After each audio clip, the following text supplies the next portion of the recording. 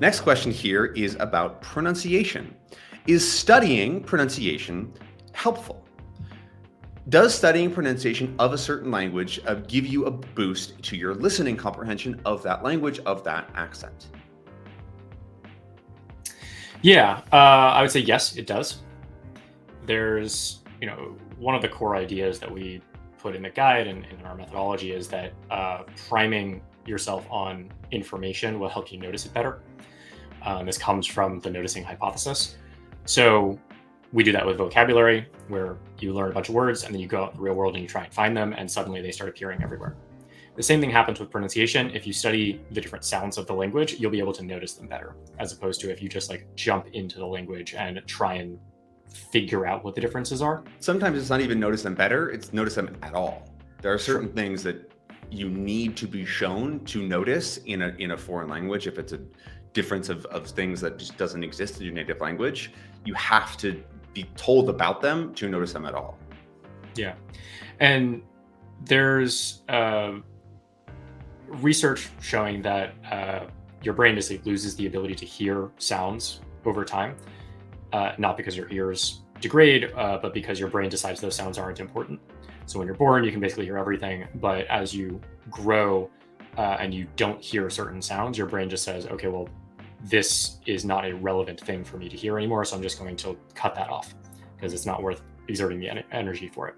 They often are brought into the same sound, right? So they lose the difference. It's not like you don't hear anything. You still hear something, but your brain's like, oh, that's this thing as well, right? All these different sounds are this one thing. Yeah. So, the example that pretty much everybody knows is L and R in Japanese. It's not just that they can't pronounce those things. They literally can't hear the difference between L and R. It's just not something that is their brain can process. It feels like a guess. So it could be either.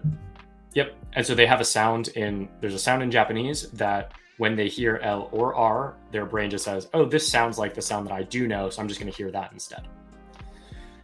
So studying pronunciation can help you stop that process of snapping to an existing sound that you know, and can demonstrate oh, actually, this is a different sound, and my brain should treat it like a different sound so that I can hear it better.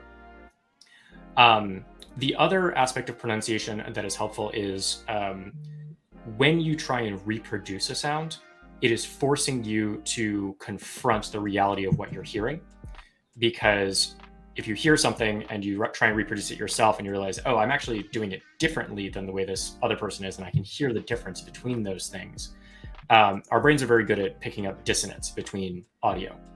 And so that can actually help you notice differences between what you're hearing and what's actually being said, and help you to correct that.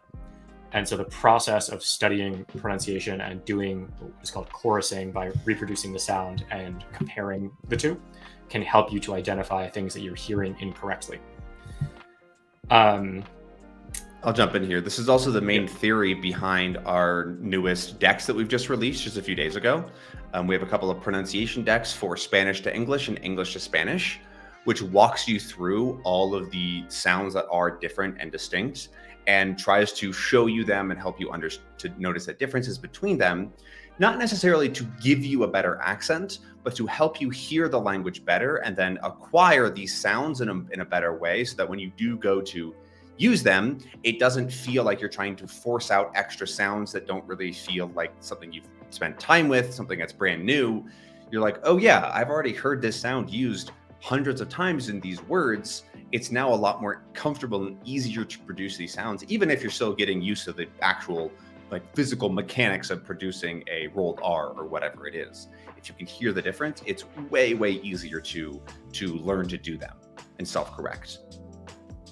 Yep. Yeah, and Ben actually pushed for that project because he cares a lot about accent. He used to teach accent reduction to, I believe, Spanish natives for speaking English, right?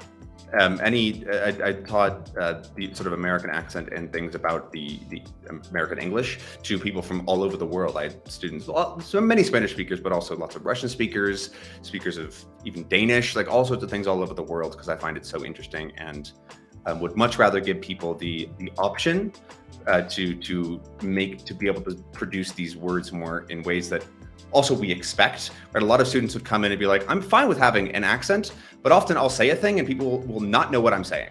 And it's very annoying. Like, I just want to order a coffee without them going, sorry, what was that?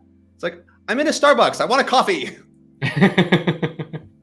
But anyways, that is a bit of there's a couple members of the team, including Ben, who are very passionate about that. We've been working with a linguist, and he is extremely passionate and has like done extensive study on the phonetics of languages. And so he's taught a university course for 15 years.